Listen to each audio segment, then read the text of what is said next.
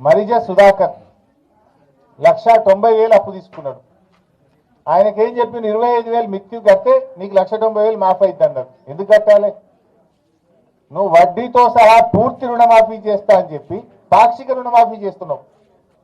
పాపమా సుధాకర్ నమ్మి 25,000 రూపాయలు అప్పుకు తెచ్చి మిత్తి కట్టిండు బ్యాంకులో. కట్టి 6 నెలలు అయింది. ఈ రోజుకు సుధాకర్కు 1,90,000 రుణమాఫీ కాలేదు.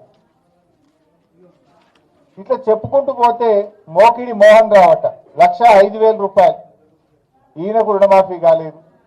సుందు బాలరాజు 57,000 మాఫీ కాలేదు. సిద్ధన్నపేట రాజయ్య 1,60,000 మాఫీ కాలేదు. ఎల్లుపల్లి రాజమల్లు 50,000 మాఫీ కాలేదు. పూసల తిరుపతి 98,000 మాఫీ కాలేదు. కొమ్ము దేవవ్వ 1,30,000 మాఫీ కాలేదు. ఇట్లా ఎంతో మంది, ఇక చెప్పుకుంటూ పోతే చాలా మంది ఉన్నారు.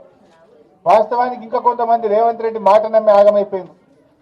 ఈ గారిచెర్లపల్లి గ్రామంలో సత్తయ్య అనే రైతు, ఆయనకు 2 లక్షల మీద అప్పు ఉన్నది. ఉంటే 68,000 బ్యాంక్ రిసిప్ట్ 68,500 రూపాయలు నువ్వు మీద 2 లక్షల మీద ఉన్నది నువ్వు కడితే తెల్లారే పైసలు వేస్తాను రేవంత్ రెడ్డి చెప్పిండు. ముఖ్యమంత్రి కదా అని నమ్మిండు. ముఖ్యమంత్రి అబద్ధాలు ఆడతాడు అనుకుంటారు ఎవడన్నా? కృషిలో వెనకడ గవర్నమెంట్ రా అన్నాడంటే ప్రతిపక్షంలో ఉన్నవంటే ఏదో అధికారం కోసం మాట్లాడినవన్న ఓ లెక్క. కానీ ఇలా కృషిలో కూర్చొని కూడా అబద్ధాలు ఆడతాడా? రేవంత్ రెడ్డి మాటలు నమ్మి పాపం ఈ సత్తయ్య 68,500 3 రూపాయల మిత్తికి తెచ్చి కట్టిండు.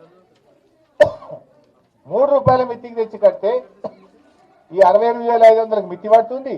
ఈ 2 లక్షలు ఇవాళకి కూడా మాఫీ కాలే. ఈ సత్తయ్య ఇవాళ గ్రామ సభలో దరఖాస్తు ఇచ్చిండు.